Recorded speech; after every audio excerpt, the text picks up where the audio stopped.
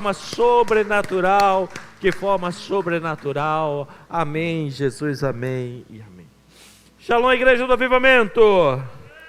Que bom que você veio, que bom que você escolheu a casa do Senhor. Obrigadinho. Obrigado para estar esta noite, nesse tempo tão especial, e essa bênção não lhe será tirada. Louvado e exaltado seja o nome do Senhor. Queridos, eu quero compartilhar com você, até dentro desta oração que acabamos de fazer, algo que o Senhor tem me ministrado toda essa semana aos nossos corações, que eu coloquei por tema transmissão da fé. Semana passada nós tivemos uma palavra aqui que falou um pouco sobre mover a fé em nossos corações, o entendimento sobre Deus, sobre as maravilhas do Senhor.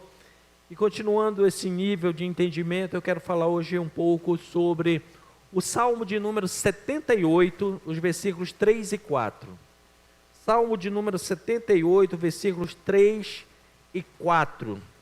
Diz assim: o que ouvimos e aprendemos, o que nossos pais nos contaram, não esconderemos dos nossos filhos. Atenção, pais, redobra sua atenção. Vou ler de novo o texto. O que nós ouvimos e aprendemos, que os nossos pais, sejam biológicos ou espirituais, nos contaram, não esconderemos dos nossos filhos. Contaremos à próxima geração, para a próxima geração, o quê? Os louvores feitos do Senhor, os louváveis feitos do Senhor, o seu poder e as maravilhas que Ele fez. Amém, queridos? Que salmo tremendo. Eu estive meditando da semana nesse salmo, ele falou demais comigo. Esse Salmo 78, ele é um salmo de instrução. A Bíblia, quando tem o livro dos salmos, existe vários tipos de salmo. Tem salmo lá que é profético, tem salmo lá que é messiânico, que revelava sobre Jesus, tem salmo lá que é de agradecimento, tem salmos que é de ações de graça, tem vários tipos de salmo. E existe entre essas categorias uma categoria que é o salmo de instrução. É aquele salmo que ele nos ensina alguma coisa, que ele nos ensina comportamentos, posicionamentos, regras de vida, regras de educação, nos ensina como louvarmos a Deus, como nos apresentarmos diante do Senhor, nos traz uma série de instrução, tanto para a nossa vida espiritual, como para a nossa vida cotidiana, ok? O Salmo primeiro também é um salmo de instrução, eu acho que é o mais conhecido de todos eles, né? Bem-aventurado o homem que não anda no conselho ímpio, no caminho dos pecadores, não se assenta na roda dos escarnecedores, ele tem o seu prazer na lei do Senhor. Ele é um salmo de instrução. Só que dentro dos salmos de instruções, ele tem algumas subdivisões. Eu não vou entrar nisso para não dar um nó na sua cabeça, mas tem um tipo de salmo de instrução que em hebraico é chamado de maskil. M-A-S-K-I-L, maskil. O que significa isso? São os salmos que, além de nos ensinar algo, a base desse ensinamento é o próprio caráter de Deus. Que Deus diz assim: olha, faça isso porque está no meu caráter. Faça assim porque isso faz parte da minha personalidade, da minha identidade como Deus. E esse Salmo 78, ele é um desses salmos. Os salmos que nós chamamos de maskil. Os salmos em que fala não apenas de fatos, mas que traz instruções, e essas instruções nós podemos confiar, porque elas saem diretamente do caráter de Deus. Por isso que esse salmo me chamou muita atenção. E eu vou começar com o versículo 3, chamando esse versículo, vou dar um título para ele, da corrente da fidelidade. Nós vemos o que está escrito nesse começo. Aquilo que nós ouvimos e que nós aprendemos dos nossos pais, não vai ficar conosco, nós vamos transmitir para alguém, nós vamos falar para alguém, nós vamos ensinar para alguém. O salmista, ele começa a estabelecer uma base da autoridade da sua mensagem. Ele está dizendo assim: olha, o que eu vou ensinar para vocês aqui, não é uma invenção nova, não é algo que eu tirei da minha cabeça, mas uma herança, um legado que eu recebi, que alguém me ensinou sobre Deus, que agora eu quero passar para vocês. E é exatamente o que nós queremos fazer essa noite neste lugar. De uma palavra que já recebemos do Senhor, agora nós queremos passar para você. o que ouvimos e aprendemos. Semana passada nós tivemos aqui uma introdução na palavra falando que a fé vem pelo ouvir. Qualquer coisa, sim, com aquilo que ouvimos vai produzir um nível de crença dentro de nós.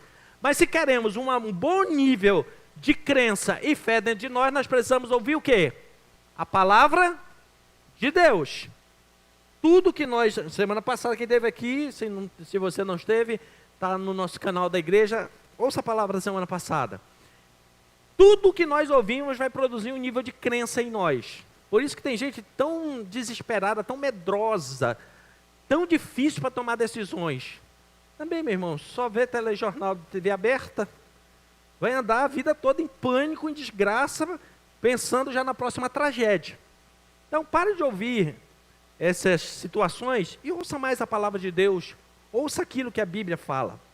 E aí, aqui hoje, o salmista diz assim, olha, a fé bíblica, ela é baseada em fatos históricos que nós ouvimos ou que nós lemos na palavra de Deus, das escrituras sagradas. É de lá que nós tiramos. O conhecimento de Deus, querido, não é fruto de uma especulação filosófica que alguém inventou, tá? Mas de atos concretos. Da onde nós tiramos a nossa fé? Quando nós lemos na palavra de Deus que Deus fez alguma coisa. Ah, Deus fez isso aqui, então Ele pode fazer na minha vida. Ele fez isso aqui, Ele também pode. Ele diz que é o mesmo ontem, hoje, eternamente. Pode passar o céu e a terra, a palavra dEle continua a mesma. Então, Ele também pode fazer nos dias de hoje. O conhecimento de Deus, querido, como eu disse, ele vem pela busca desses atos concretos da palavra de Deus, que foram passando de geração em geração, testemunhando. E nós ainda tivemos o privilégio de não ficarmos apenas na tradição oral, daquela que foi passando de um ouvido para o outro, que alguém falou, escutou e repetiu, ouviu, escutou, falou para outro e repetiu. Por quê? Porque você sabe que uma história, quando ela vai passando de uma boca para outra, chega lá na frente, mudou completamente, inclusive o sentido. Vou lhe dar um exemplo. Existe até citações populares, que elas começaram de um jeito, foi passando, e quando chega hoje você acha que entendeu, mas como veio passando de boca em boca, tudo errado. Vou lhe dar só um exemplo. Quem tem boca vai a... Aí o pessoal diz assim, não, eu falo muito, eu vou um dia parar lá em Roma. Não. Sabe como começou esse ditado? Os imperadores passavam, o pessoal não gostava, aí eles faziam assim, Quem tem boca, vaia, de vaiar. Roma. E tem gente que acha que vai no sentido de ir. Não, querido, para ir você tem que sonhar, tem que fazer planejamento, juntar dinheiro com uma passagem. Diferente. Então, aquilo que vai passando apenas de boca em boca, a frase pode até continuar parecida, mas o sentido muda.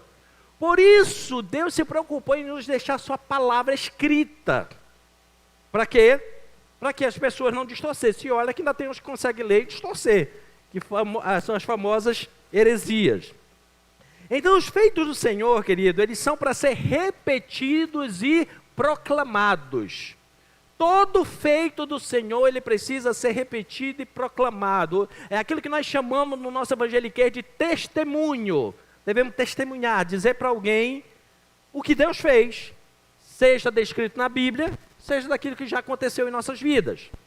Por isso, é primordial, é princípios básicos. Vou lhe dar 2 princípios básicos na vida do cristão. Primeiro, ele conhecer a palavra. É princípio básico. Se você diz assim, eu amo Jesus, Jesus é meu Senhor, Jesus é meu Salvador, querido, nós precisamos conhecer a palavra de Deus. Conhecer. Você caminha tempo conosco, você sabe que aqui nós temos um objetivo, conhecimento da palavra. A gente não se preocupa que alguém suba aqui para fazer performance, grite, faça você se emocionar.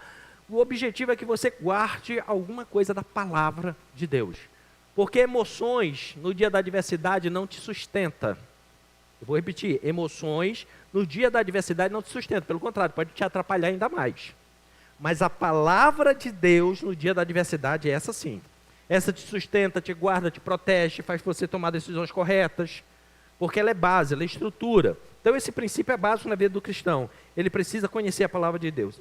E o segundo, não menos importante, estou dizendo que existem esses dois, existem milhares, mas esses dois eu quero enfatizar hoje. O outro é, todo cristão precisa ser imitador de Cristo. Todo cristão precisa ser o quê? Imitador de Cristo. Essa semana, eu e mais 2 pessoas aqui da igreja, tivemos um momento em que depois nós ficamos assim, boquiaberto, conversando com uma pessoa, de a gente ver que tem até um coração muito bom, serva de Deus, que dá para perceber que essa pessoa ama Jesus. Quando, no meio da conversa, eu disse para essa pessoa, porque a Bíblia diz que nós devemos ser imitadores de Cristo, ela virou para mim, é mesmo, pastor? Não faz essa cara assim, dizendo assim, coitada, não sabe de nada, porque talvez a gente está igualzinho ela, infelizmente. A gente não sabe que precisa ser imitador de Jesus. Isso é básico. Não é à toa que nós somos chamados de cristãos. Sim ou não? Você é cristão. Você sabe o que significa a palavra cristão? Pequenos Cristo, parecido com Cristo. Então, se eu e você somos cristãos, nós temos que sermos semelhança de Cristo, sermos parecidos, pelo menos, com Cristo. Entendi, pastor, é por isso que o senhor deixou crescer a barba e o cabelo? Não, querido. Ser parecido com Cristo não quer dizer estereotipo, mas posicionamento, comportamento, palavra, forma de agir. Ser cristão é ser um pequeno Cristo, um imitador de Cristo. O que é ser um imitador de Cristo? Né? Como é que eu vou me tornar um imitador de Cristo? Eu vou lhe dar uma frase, que se você colocar em prática essa frase, você vai ser imitador de Cristo em qualquer momento. No momento, qualquer situação que você esteja passando, faça uma pergunta para você mesmo. Se fosse Jesus aqui no meu lugar, o que ele faria? Se fosse Jesus aqui no meu lugar, o que ele faria? Na hora que você estiver trabalhando no seu local de serviço, que chegar aquela pessoa lá toda desequilibrada, toda problemática, querendo arranjar problema e confusão com você, pergunte para você, não para a pessoa, para você, porque você é cristão, a gente não sabe. Se fosse Jesus no meu lugar, como é que ele ia tratar? Já sei, Jesus ia pegar um chicote que nem fez na porta do templo, sair quebrando banca, dando chicotada a todo mundo. Não. Não pegue a palavra de Deus para o subterfúgio da sua ira. Pegue no momento certo. Se fosse Jesus, o que ele faria? Alguém me enganou, alguém me roubou. Se fosse Jesus, o que ele faria no meu lugar? Alguém me elogiou. Fez assim, aplauso público. Se fosse Jesus no meu lugar. Porque tem hora, querido, que a Bíblia diz no livro de Provérbios que elogio demais é igual mel. Excesso de mel enjoa. Excesso de elogio também enjoa. Então, Jesus teve hora que for elogiar demais, ele diz assim, não, bom não. Isso é bom, mestre. Ele, não, bom é meu Pai que está no céu. Menos. Então, até num momento bom da vida, momento de conquista, de elogio, celebração, não só os momentos ruins, mas os momentos legais também da vida, a gente tem que perguntar, se fosse Jesus no meu lugar, o que é que ele faria? Quando nós colocarmos essa frase em prática, querido, nós vamos começar a ser imitador de Jesus, porque nós vamos agir como ele agia. Tudo aquilo, o texto que eu li para você diz assim, tudo aquilo que nós ouvimos e vivemos sobre Cristo, nós devemos fazer o quê? Transmitir. Principalmente para a próxima geração, para a geração futura. Pais que me ouvem neste momento, o que você tem transferido para os seus filhos, netos, sobrinhos? Glória a Deus, eu sou solteiro, não tenho filho. Não, para as próximas gerações que eu vivo com você, alunos, o que você tem transmitido sobre Jesus para essas próximas gerações? Por que nós precisamos transmitir para as próximas gerações aquilo que já ouvimos e que nós já lemos e vivemos sobre Cristo? Para que se mantenha a fé na terra. Para quê, querido? Para que se mantenha a fé na terra. Jesus se preocupou tanto com isso, que um dia ele pregando em Lucas capítulo 18, versículo 8, ele diz assim, contudo, Quando vier o Filho do Homem, achará porventura fé na terra? Se Jesus se preocupou, nós também temos que nos preocupar. Eu acabei de falar alguns minutos atrás para você. Se fosse Jesus no meu lugar, o que ele faria? Se Jesus se preocupou que no final dos tempos ia faltar, ia escassez de fé na terra, eu e você também precisamos nos preocupar com isso. E como é que nós vamos prevenir? Daqui a alguns dias eu vou trazer uma palavra aqui sobre isso, sobre nós andarmos à frente do nosso tempo, não vivemos só de reação, mas sermos ativos.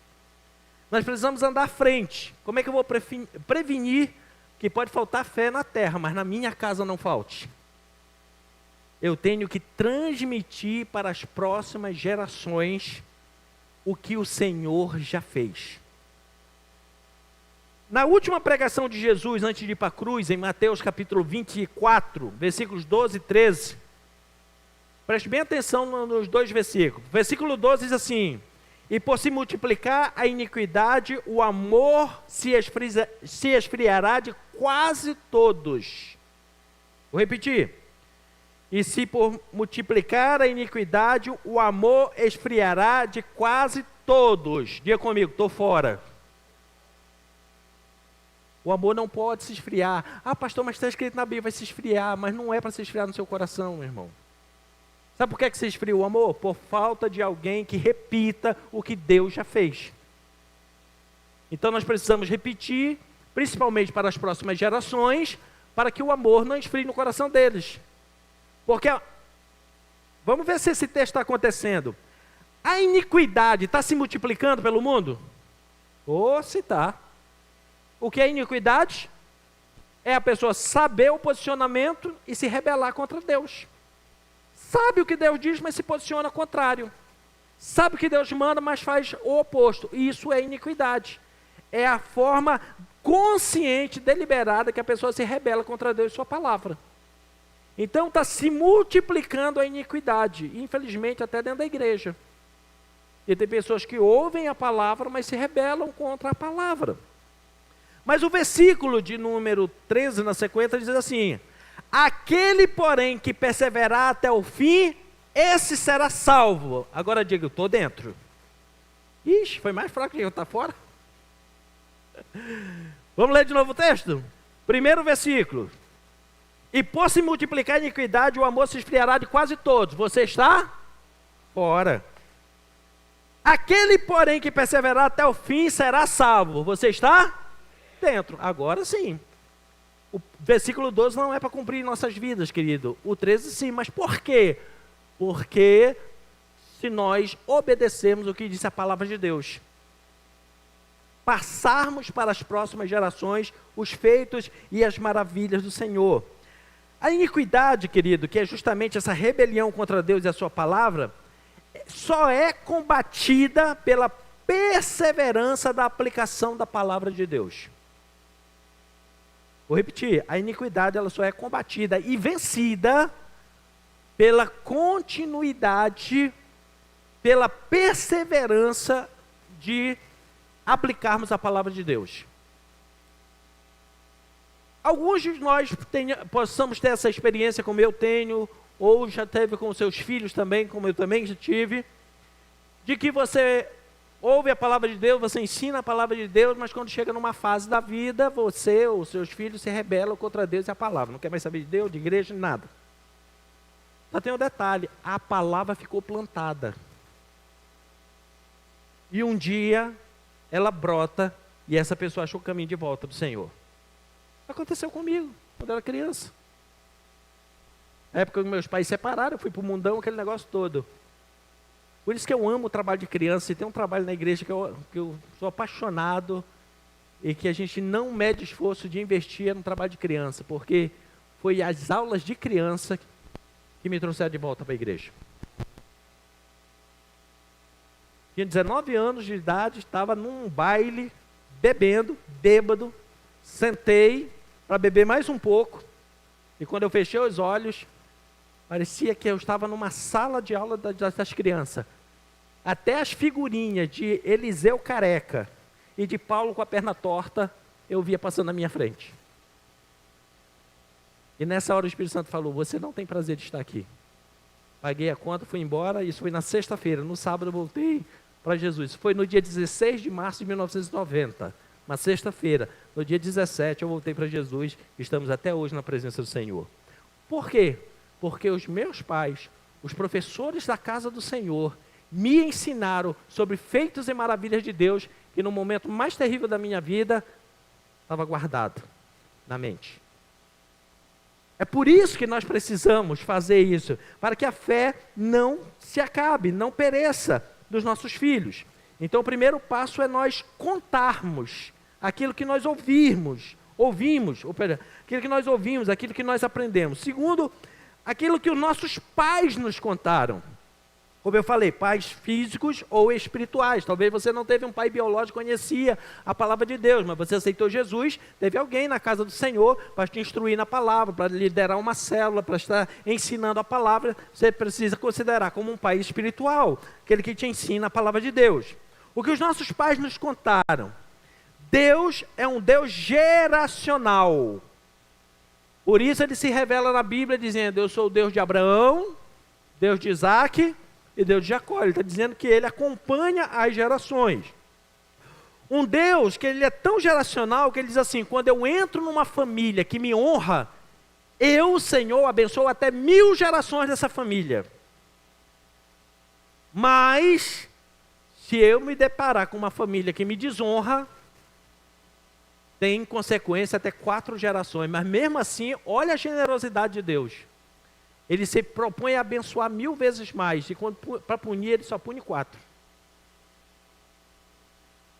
E a qualquer momento dessas 4 gerações, se um se arrepender e voltar para o Senhor, ele troca totalmente a sentença. Por quê?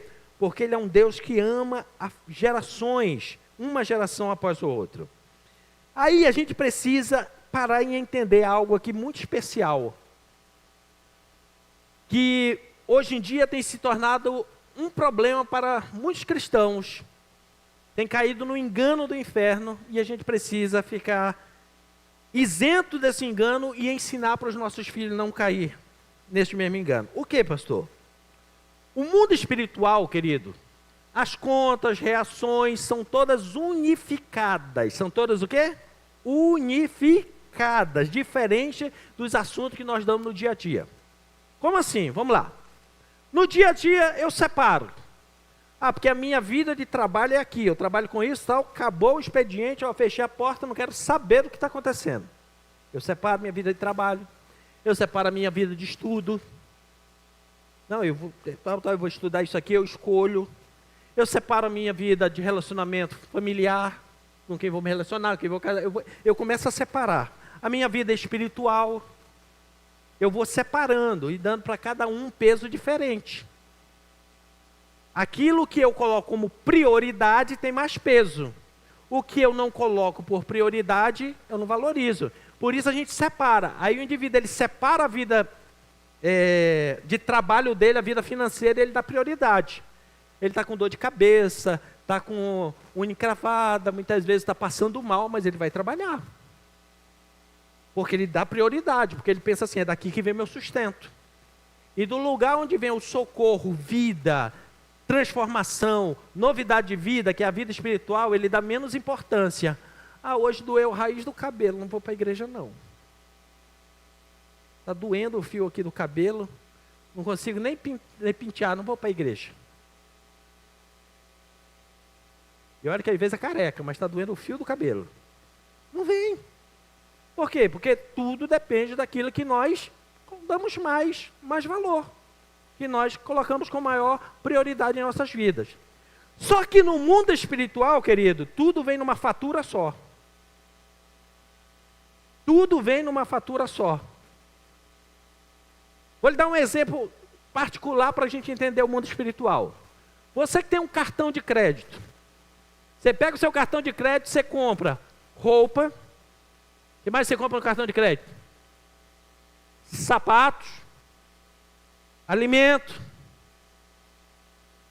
Não, vocês estão muito econômicos, gente.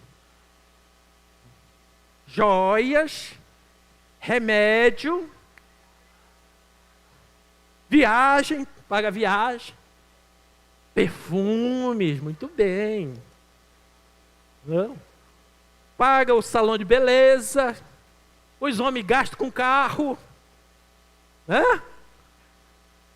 Aí quando vem a fatura do cartão de crédito, vem tudo separado, né? O gasto do salão, vem o gasto do carro, vem o gasto de comida, o gasto de remédio, vem tudo separadinho. Aí você escolhe, esse aqui eu vou pagar, esse aqui não. É assim que funciona o seu cartão? Se for, me diz o nome do seu cartão que eu vou querer uns 2 logo. Vem tudo numa fatura só. Não quer saber se aquilo que você gastou, você usou ou não usou, se foi bom ou se não foi. Não quer saber se a comida que você comeu era saborosa ou não. Se o perfume você gostou, ou se já deu para terceiro porque não gostou. Tá? Não interessa, vem tudo numa fatura só. Querido, a nossa vida é igualzinha. A nossa vida é igual uma fatura de cartão de crédito. Tudo que nós fizemos vem numa conta só. Então não separa a tua vida não, pedaços dela, tudo vem numa fatura só. Talvez você nunca teve essa experiência, mas eu já tive de ouvir de alguém dizendo assim, pastor, depois que eu saí da igreja, minha vida financeira melhorou. A mesma pessoa que me disse isso, hoje não tem convivência familiar, perdeu a família e não tem sequer o direito de conviver com a outra geração que veio depois dos filhos. A Bíblia diz assim, do que adianta o homem ganhar o mundo inteiro e perder a sua alma? Vem tudo numa conta só, meu irmão. É claro, o indivíduo ele sai da igreja e vai prosperar? Vai, porque agora quem está mandando a vida dele chama-se Mamon. Só que Mamon vai mandar a fatura. E a fatura de Mamon é igual a de agiota. Caro, e se não pagar, mata. Esses dias eu ouvi um vídeo, tem umas coisas engraçadas, alguém desesperado dizendo assim, a gente sabe que é brincadeira, mas pessoas dizem assim, gente, pelo amor de Deus, eu estou desesperado, precisando do dinheiro. Alguém conhece um agiota que não mata, que só bate? Estou precisando do dinheiro emprestado. Não, querido, o negócio é feio. Então, a Bíblia diz que quando nós servimos ao Senhor, não temos nem que tomar emprestado, nós temos que ter para dar. Tá? Põe a mão na minha palavra, não vai servir de besta também para os outros não, aí gente folgada não, tá bom? Tá? Aí o indivíduo ele diz assim, não, porque depois que eu fiz isso, a minha vida financeira melhorou, tal. E o resto da fatura?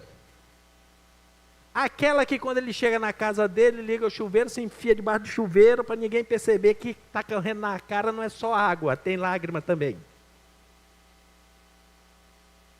Aquela que quando está sozinho fica pensando em morrer. É uma fatura só, meu irmão. É uma fatura só.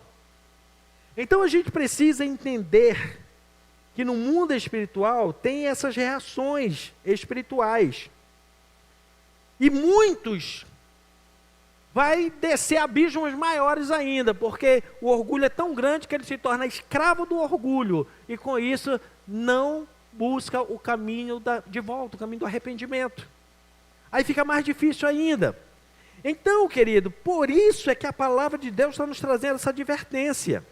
Aquilo que nós já ouvimos, aquilo que nós já aprendemos, vamos imitar e vamos ensinar as próximas gerações. Para não cair nesses enganos, nesses engodos, nesses erros. Para quê? Para que eles continuem na caminhada na presença do Senhor. E ao final de tudo isso, não pereçam, né? É por isso é que esse texto bíblico, nós vemos a importância da família ser a primeira escola da fé.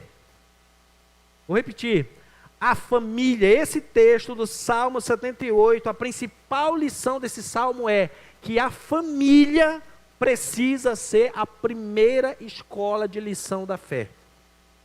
É o primeiro lugar onde os filhos têm que ouvir falar de Deus, dos feitos maravilhosos, das maravilhas e das obras que Deus fez. O primeiro lugar tem que ser na nossa casa. Esse contexto é tão forte que quando Deus foi tirar o povo do Egito, que eles vieram, atravessaram o deserto, que aquela primeira geração que viu, eles não só ouviram, eles viram as maravilhas do Senhor, mandando praga no Egito, abrindo o Mar Vermelho, eles viram, e mesmo assim pereceram. Aí o que é que acontece? Agora vem a próxima geração, está na beira lá do Jordão, o que é que Moisés faz? Repete para ele todas as maravilhas que o Senhor tinha feito no Egito. Chama os pais e dá um conselho, que está em Deuteronômio capítulo 6. Olha, vocês vão ensinar essas maravilhas do Senhor para os seus filhos em todo o tempo. Andando, sentado, à beira do caminho, ao redor da mesa. Inculquem. Eu não lembro agora porque eu não anotei aqui, mas depois eu posso passar para você. A palavra hebraica, quando ele usa o termo inculque, é como se ele dissesse assim, se for preciso, abra a cabeça e empurre a palavra de Deus lá dentro e fecha depois. É óbvio que ninguém vai fazer isso fisicamente falando. Põe amor nas minhas palavras, tá? Pelo amor de Deus. Mas inculcar o nível de colocar dentro da mente o que? Os feitos, as maravilhas, o sobrenatural que o Senhor tinha feito com eles desde essa hora que eles foram libertos lá do Egito. Assim, os pais passaram a ter a responsabilidade solene de serem guardiões da memória espiritual da nação de Israel. Hoje eu até postei ainda, deve estar aí no meu status do WhatsApp, que a nação de Israel, medindo todos os 190 e poucos países do mundo, a nação de Israel, mesmo debaixo de tanta perseguição, de tanto ataque de guerra, de tanto ataque de mentiras da mídia, é o 5º país mais feliz do mundo. Imagine se não houvesse tanto ataque de guerra contra eles. Porque a felicidade deles não depende só de situações econômicas. E olha que são um dos mais prósperos do mundo também. A felicidade deles está em saber que por mais que eles sejam atacados, eles têm um Deus que os protege a todo momento. A todo momento. Quando você for comigo lá em Israel, porque a guerra vai acabar, nós vamos voltar aqui o nosso projeto, você vai conosco lá, vai ser uma benção. Você vai ouvir de pessoas lá. Porque muitas vezes a gente fala, você pode pensar assim, eu acho que é meio exagerado. Vai ouvir de pessoas felizes. Se você conversar com alguns, com o guia, pergunte para eles de relatos de milagres no meio da guerra. Ele vai contar coisas para você que se você não tiver fé, você não acredita. Não acredita. Uma vez nós tivemos um guia em Israel que eu já tinha lido num livro, não sei se ainda existe, o livro chama-se Armagedon, da editora Betânia. Eu acho que essa editora nem existe mais. Mas o nome do livro era Armagedon, mas não falava lá no final dos tempos, não. Falava de uma dessas batalhas que já teve em Israel. E o relato do livro foi o mesmo que o guia falou. Que o pai dele, quando esteve na guerra lá em 1960 e pouco, ele estava num campo de batalha, o tanque deles deu problema, o tanque inimigo veio, parou de frente com eles, e o tanque era como se ele quisesse mover para frente, cavava e não ia. E quando menos percebeu, os 4 soldados do tanque inimigo desceram com a mão na cabeça. E eles não entenderam.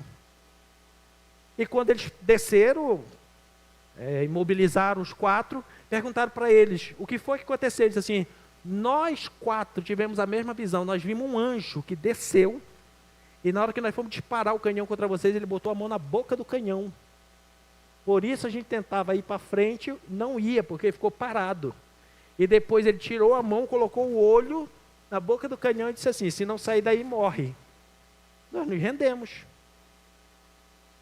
Pastor, isso é invenção. Depende do tamanho da sua fé, meu irmão. Não estou dizendo para você acreditar, até porque não é um fato bíblico. Se fosse bíblico, eu ia dizer, acredite. Foi um relato que eu ouvi e li. Mas eu acredito que pode ter acontecido até coisas maiores. Então eles são felizes e a fonte da felicidade deles não está no tamanho da conta bancária, do patrimônio que eles adquiriram. A felicidade deles está baseada em confiar que o mesmo Deus que protegeu as gerações passadas deles é o mesmo Deus que protege hoje. Amém? É isso que gera felicidade naquele povo. Por quê? Porque desde Deuteronômio capítulo 6, eles seguiram à risca o que Deus falou. Ensina os seus filhos sobre as maravilhas do Senhor, os feitos, tudo aquilo que você viu lá no Egito, que aconteceu, inculque, seja andando, caminhando, batendo papo, assentado na beira do caminho, ao redor da mesa, fale das maravilhas do Senhor. Precisa ser a primeira escola. Hoje, o que é que acontece com os pais? Eles estão terceirizando tudo. Tudo, principalmente os ensinos, transferido aos seus filhos. Pais, pastor, mas hoje não tem mais tempo. Pare, pelo amor de Deus, e pergunte para os seus filhos o que foi que lhe ensinaram hoje na escola. Porque infelizmente, quanto mais vai evoluindo a vida escolar, mais manipuladores, não educadores, manipuladores, estão formando uma geração frágil, doente, dependente, sem confiança, sem alegria. Sem alegria. Há um tempo atrás eu tive uma experiência que veio uma pessoa aqui no meu escritório, e aí trouxe junto uma neta. Aí no final, era uma questão jurídica, quando terminou, eu disse, o senhor é pastor, né? O senhor pode orar pela minha neta? Por quê? Não, porque ela está com esses dias falando que ela quer morrer. Aí eu parei tudo e disse, opa, vamos dar atenção. Chegou numa hora que eu conversando com a menina, perguntando do lado da avó, porque eu ando muito preocupado com a vida, eu não sei o que vai ser do meu amanhã, e aí eu, trazendo Bíblia. Chegou uma hora que eu disse assim, minha filha, me diz uma coisa, quantos boletos você tem para pagar na vida? Quantas coisas você tem para pagar? Você já passou fome na vida? Não. E qual é a necessidade assim, básica que você tem na vida? Nenhuma. E eu dizia assim, mas como assim, minha filha? Seus pais se esforçam, sua avó se esforça, todo mundo se esforçando para você ser bem sucedido, tem planos, projetos. Sua avó está discutindo aqui uma questão jurídica, justamente um investimento que ela fez para no futuro pagar todos os seus estudos. Mas por quê? Porque foram assim, passando de um para o outro a responsabilidade da educação daquela menina. Fragilizada.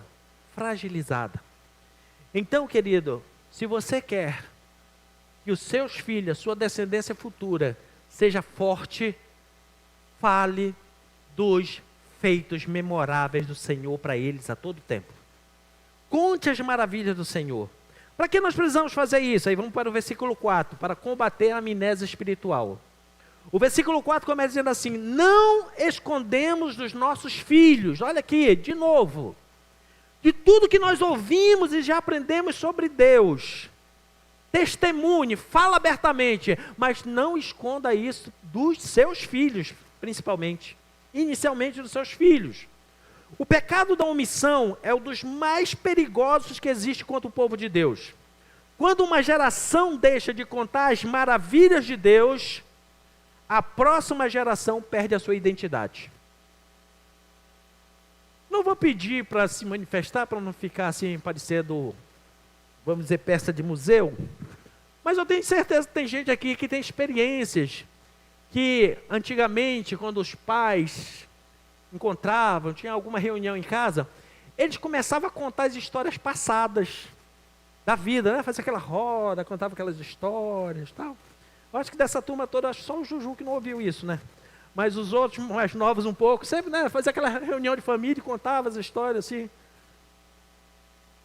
Como os pais se conheceram. Aí eles só contavam a parte light, né? A parte mais 18 eles não contavam, né? Só para a light, né, de como se conheceram. Tá?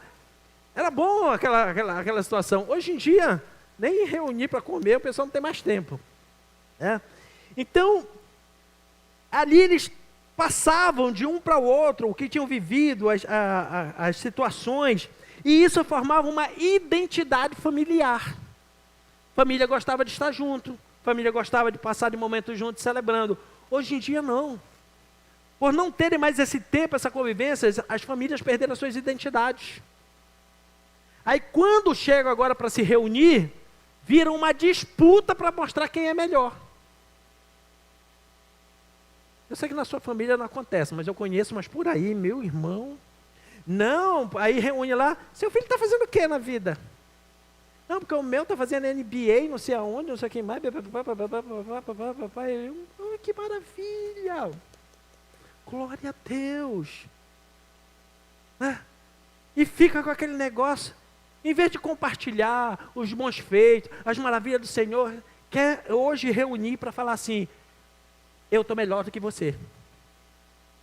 A minha casa, a minha família está melhor que você. Está quebrando os vínculos geracionais. Isso é estratégia do inferno. Mas se todos nós nos reuníssemos para falar dos feitos, das maravilhas do Senhor, tinha unidade. Porque onde se fala de Deus tem unidade. E onde tem unidade, ali o Senhor ordena bênção e vida para sempre.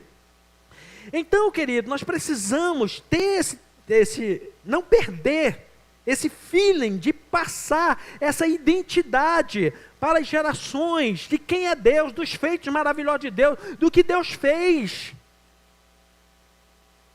Porque os jovens do dia de hoje, sem a perspectiva bíblica, querido, nessa negligência espiritual, querido, nós estamos vendo uma geração cada dia mais dependente e fragilizada. Por quê? Porque tudo que nós escutamos, nós temos uma fé. E quando nós e nossos filhos escutarem sobre a palavra de Deus, no dia da adversidade eles vão crer em Deus, eles vão ter uma reserva de crença dentro deles. Agora, se eles não ouvirem de nós, o primeiro lugar de instrução for na nossa casa, sobre Deus, quando chegar lá fora, no dia que eles tiverem um problema, eles vão buscar a crença que ele tem dentro dele. E se a crença que está dentro dele faltar Deus, faltar Jesus, só tiver crença filosófica, só tiver crença progressista, como é que ele vai reagir?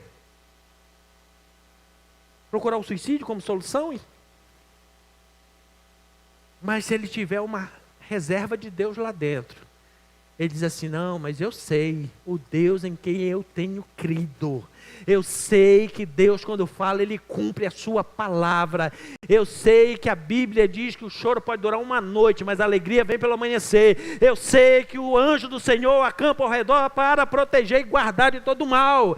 Ele sabe, porque tem uma reserva dentro dele da palavra de Deus. Nós precisamos resgatar isso, querido, enquanto tem tempo. O versículo termina, o versículo 4, ele define exatamente qual deve ser o nosso foco para apresentar e comunicar para a próxima geração. O que é que nós devemos passar para as próximas gerações? Primeiro, os louváveis feitos do Senhor.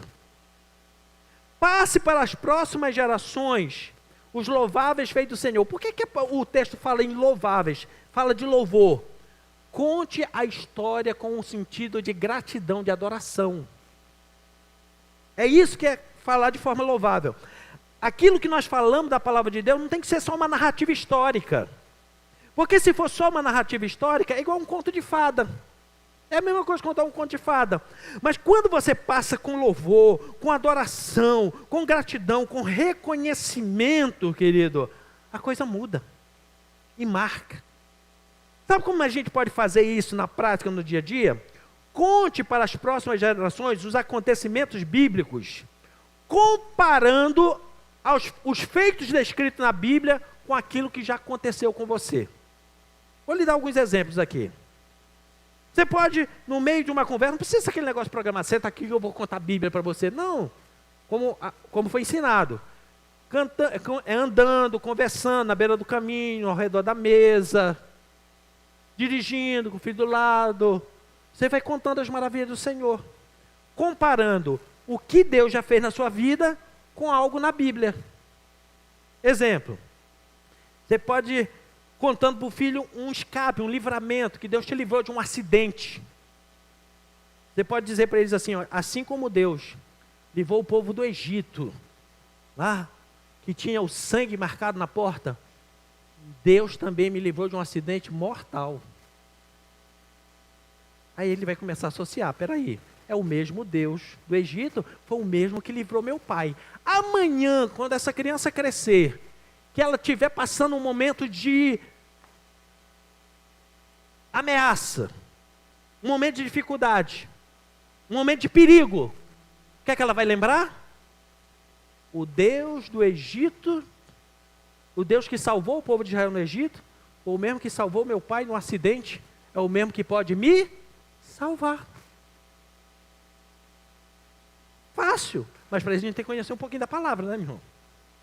E não dá para a gente dizer assim, umas coisas que não tem. Não dá. Você pode dizer, olha, uma vez eu estava desanimado, pensando em desistir. Deus fez comigo que nem fez com Elias. Gritou lá na porta da caverna e disse assim, ei, está fazendo aí dentro, sai daí. Cria vergonha na cara, vem fazer o que eu te mandei. Não precisa você ler o texto, não, porque em primeiro livro dos Reis, capítulo número 18, sei o que, mas não, querido. É sentado, andando na beira do caminho, convivendo, conversando. É assim. Falando das maravilhas do Senhor, daquilo que Ele fez na sua vida. Né? Até das repreensões do Senhor, até da forma que Deus corrigiu. Isso é bom, meu irmão. Você pode dizer assim, olha, uma vez eu ouvi uma palavra de Deus, a palavra entrou assim no meu ouvido, gerou tanta fé que eu disse assim, Deus, eu fiz que nem um centurião, Deus, o Senhor não precisa nem ir lá em casa, só uma palavra do Senhor vai transformar tudo dentro da minha casa. É você mostrar que o mesmo Senhor que liberou uma palavra para um centurião romano e o servo dele foi curado a 150 quilômetros de distância, é o mesmo Deus que pode falar aqui com você e resolver o problema lá em outro lugar. É o mesmo. É o mesmo. Dizer, olha, eu estava lá fazendo uma prova, não me lembrava de nada, como é que eu vou resolver uma prova, um serviço, alguma coisa, uma obra, eu não estava sabendo fazer. Meu filho, você não sabe o que aconteceu. Veio um insight do céu assim, eu me senti igualzinho Salomão, uma sabedoria incrível. Fui lá e fiz. Isso é mostrar de forma, não apenas contando uma história, mas de forma louvável os feitos do Senhor. Mostrando as maravilhas que o Senhor fez no passado, faz em nossas vidas e continuará fazendo. Então, para que as próximas gerações não se percam e não falte fé na terra, nós precisamos contar os louváveis feitos do Senhor. Aquilo que Deus já fez. Os testemunhos pessoais da operação de Deus em nossas vidas, como nós escapamos, como Ele nos curou, como Ele abriu porta para as nossas vidas.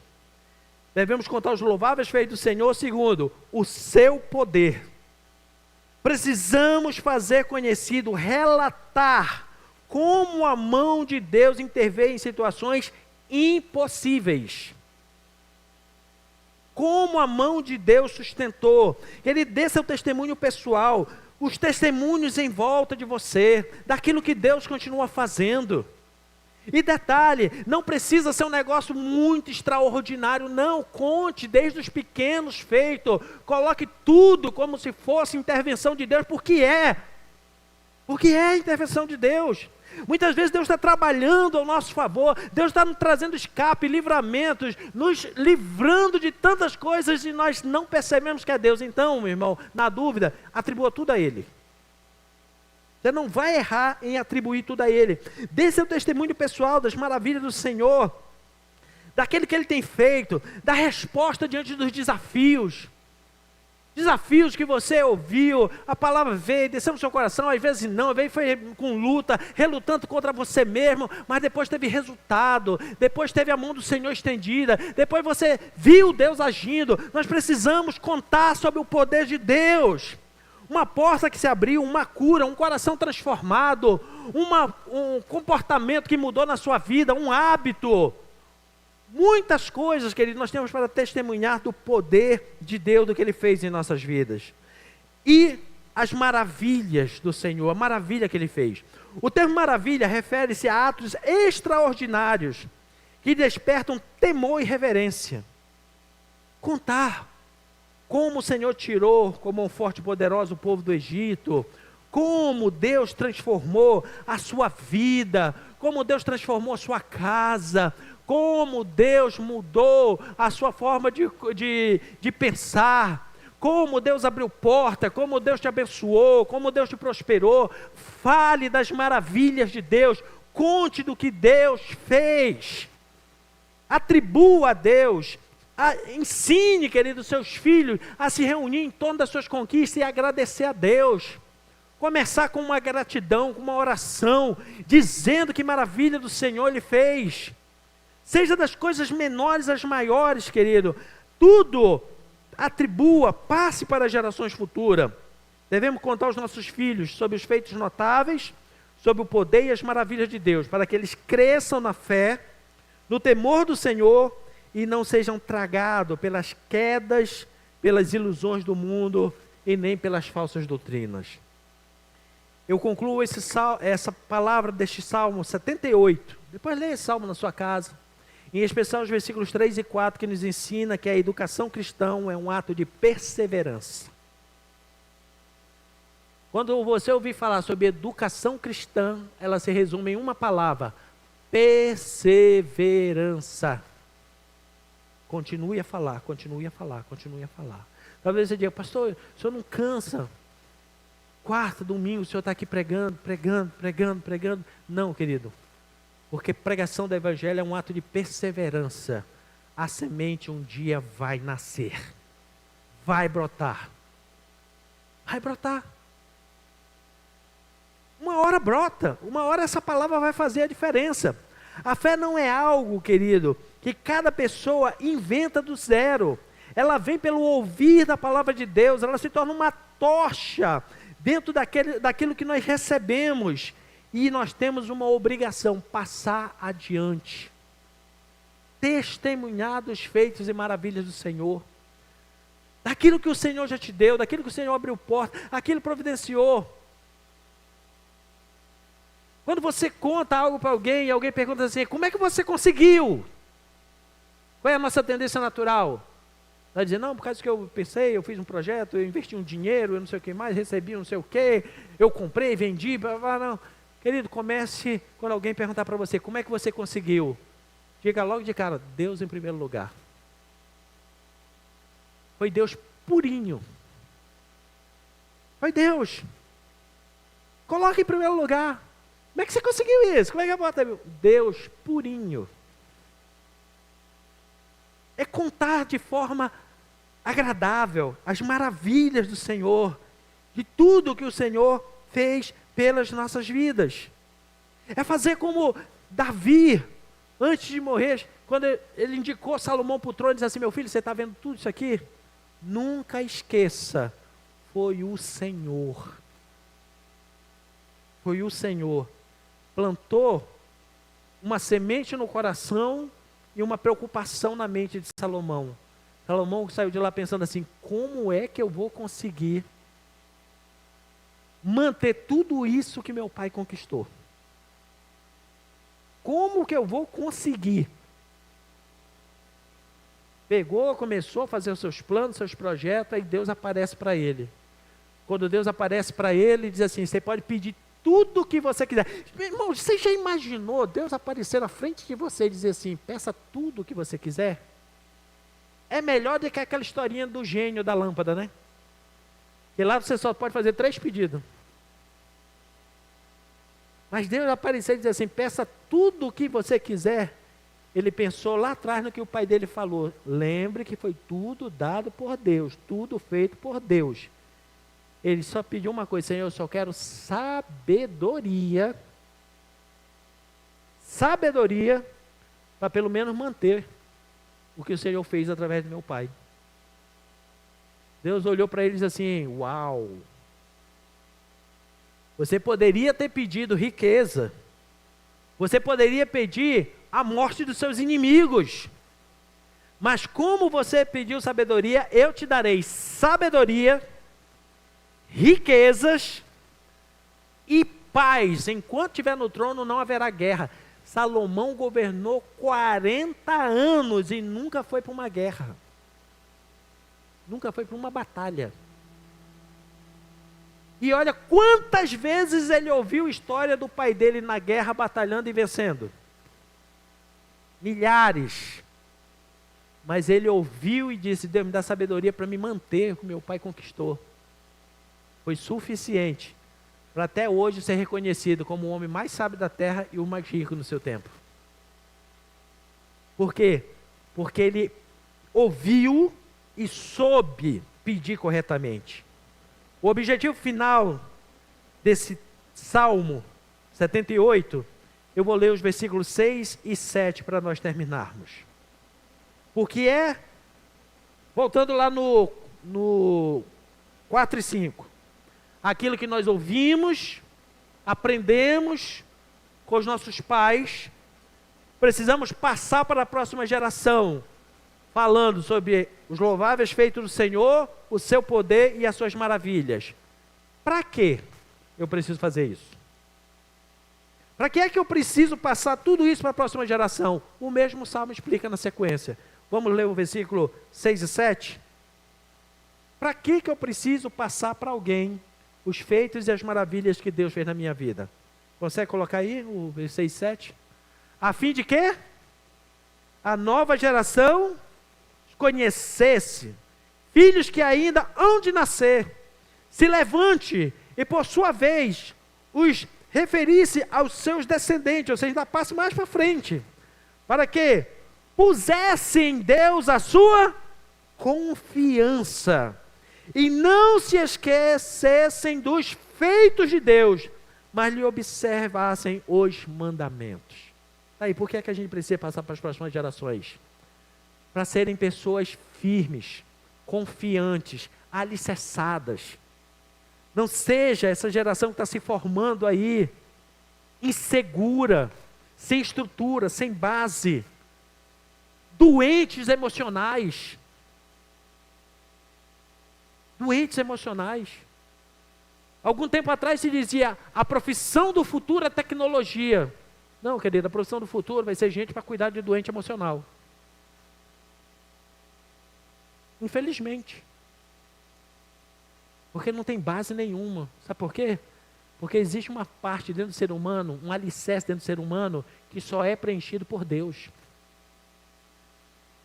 Põe na mão das minhas palavras, não estou falando nada contra aqui a procurar ajuda emocional. Pelo contrário, procure mesmo.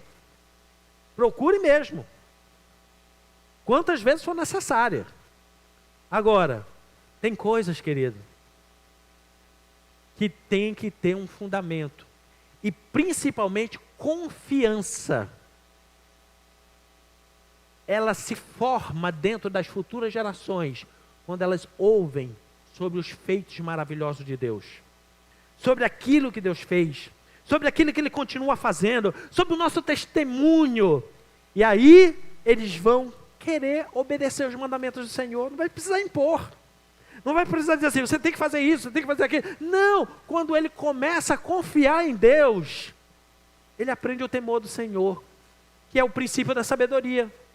Ele começa a saber honrar, querer honrar a Deus, saber agradecer a Deus.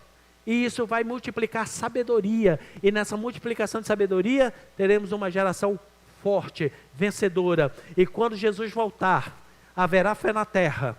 E se nós já tivermos partido, os nossos descendentes ainda serão cristãos nessa terra, e firmes no Senhor, e serão arrebatados para estar de eternidade a eternidade com o Senhor. Amém? Vamos ficar em pé? Conte os feitos do Senhor. Conte as maravilhas do Senhor, meu irmão. Conte. Conte. Infelizmente, tem gente que gosta de contar só as quedas humanas, as falhas humanas. Mas conte as maravilhas do Senhor, os feitos maravilhosos do Senhor, o seu poder. Para quê? Para que as novas gerações conheçam. Leve essa palavra hoje, em primeiro lugar, para a sua vida, para a sua casa, para a sua descendência. Mas leve também para outras pessoas que Deus colocou para conviver com você do seu lado, no seu local de trabalho, um cliente que você atende, uma pessoa que está procurando um pretexto para desabafar com você. Leve para essas também sobre as maravilhas do Senhor. Fale da grandeza do Senhor. Fale do poder de Deus. O que Deus já fez por você, pela sua casa, pela sua família. O que Ele fez no passado, o que Ele faz nos dias de hoje. Continue falando dos feitos do Senhor para produzir fé. Pessoas fortes, confiáveis, que têm confiança, que não se desespera diante de uma notícia ruim, de uma circunstância adversa, que não procura o fim no dia da adversidade, mas vê o dia da adversidade como uma nova porta de oportunidade se abrindo. Conte dos feitos e das maravilhas do Senhor. Não precisa ser um cristão chato, nem aquele religioso pegajoso, não. Conte de forma louvável, com alegria, expressando gratidão, o que Deus já fez na sua vida, o que Ele continua fazendo, o que Ele fez no passado, o que Ele faz nos dias de hoje, os testemunhos vívidos do Senhor, aquilo que o Senhor tem feito de extraordinário. Conte e salve uma geração, salve vidas, meu irmão, que estão perecendo, desanimadas, porque falta uma confiança no Senhor.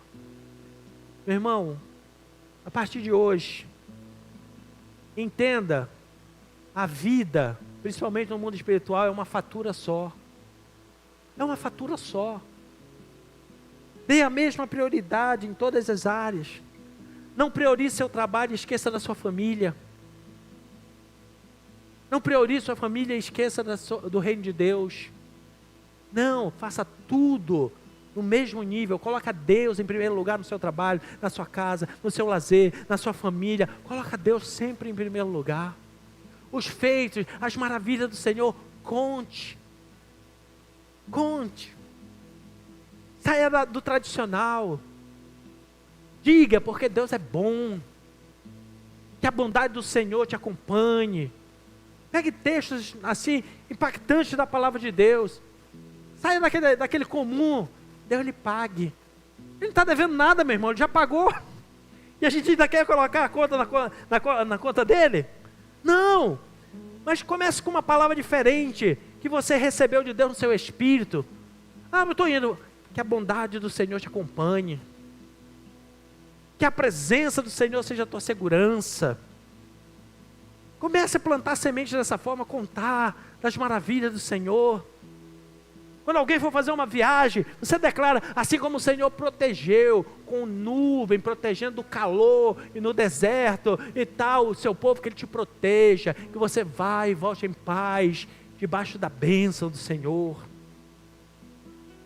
Que o anjo do Senhor te acompanhe, que você possa declarar que Ele, o Senhor, continua fazendo os mesmos feitos e as mesmas maravilhas. Plante uma semente no coração dos seus filhos. No dia que ele for fazer prova na escola, coloque a mão na cabeça e ore. Eu ministro sobre a sua vida espírito de sabedoria. Que se cumpra a palavra de Deus, que o Espírito Santo ia fazer lembrar tudo aquilo que nós estudamos. Coloca a mão e ministra. Vai ser tão lindo o dia que ele voltar correndo e dizer assim: mãe, pai, o Espírito Santo fez eu lembrar tudo, eu tirei 10.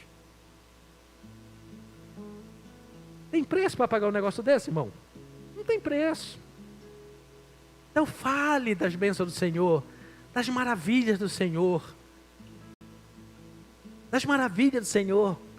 Declare o melhor de Deus. Sua vida, sua casa, seu local de trabalho, para a honra e para a glória do Senhor, a fim de que as próximas gerações conheçam o Senhor e que se nasçam novos filhos espirituais, talvez, ou as próximas descendências, e que sejam pessoas que tenham confiança no Senhor. Que a confiança não esteja em um governo humano, numa economia humana, esteja numa projeção estatística. Não, meu irmão, mas que esteja no Senhor. No Senhor. Uma vez eu ouvi uma frase que me chamou a atenção, diz assim: na vida, quando te contam uma coisa, ou é verdade ou é mentira, E no meio das mentiras ainda tem uma subdivisão chamada estatística. Põe amor nas minhas palavras, tá? Estou dizendo que toda estatística está errada, não. É uma ciência. Mas tem hora, querido, que a gente tem que deixar as estatísticas de lado. Tem que deixar os conceitos humanos, as previsões econômicas. E dizer assim, a minha confiança está no Senhor. Pastor, porque está vindo dias difíceis e não sei o que mais, a economia do país e tal. Diga assim, eu tenho sementes plantadas. Eu tenho sementes plantadas. E eu vou colher como a Bíblia diz, a 30, 60 e 100 vezes mais. E depois disso ainda vou colher a vida eterna. É assim, querido. É assim que a gente expressa as maravilhas do Senhor. Quando você começar a expressar as maravilhas do Senhor, deixa eu te dizer o que vai acontecer na sua vida. Você vai andar na contramão do sistema. Enquanto todos estiverem desesperados, você está em paz. Enquanto todos estiverem pensando no pior do amanhã, você já está celebrando a vitória do amanhã. Enquanto muitos estão chorando as suas mágoas e destruições, você está construindo. Você está conquistando. Você está vendo à frente do seu tempo. Você não estará andando só reagindo aos problemas. Você estará andando à frente dos problemas. Para isso acontecer, faça conhecido. Faça conhecido. Aquilo que você já ouviu, aquilo que você já aprendeu sobre a palavra de Deus, passe para as próximas gerações. Em especial, as maravilhas, os louváveis feitos do Senhor, o seu poder e as suas maravilhas. E você vai ter dias de celebração nessa terra.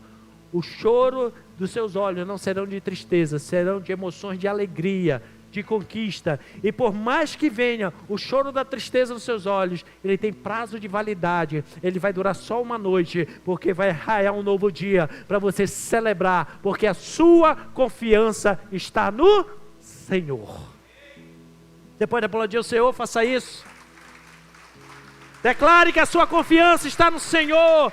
A nossa confiança está em Ti, Senhor. Obrigado, Senhor, pelos Teus feitos e pelas Tuas maravilhas. Obrigado porque o Senhor deixou revelados os Teus feitos e as Tuas maravilhas para produzir fé em nossos corações, para trazer uma confiança inabalável. E hoje nós ministramos que essa mesma fé, essa mesma confiança, ela não se perderá em nós.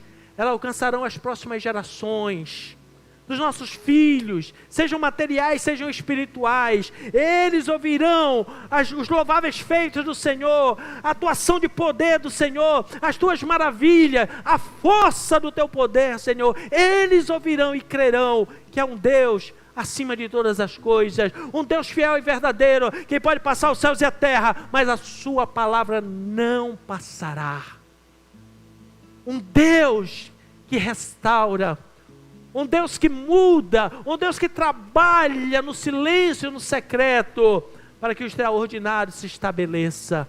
Meu Deus, que hoje saiamos daqui, debaixo deste entendimento, que tudo aquilo que nós já ouvimos do Senhor, já recebemos do Senhor, já vivemos do Senhor, nós possamos contar de forma louvável, para que outros passem a confiar em Ti, a temer o Senhor, a amar o Senhor e seguir os Teus caminhos.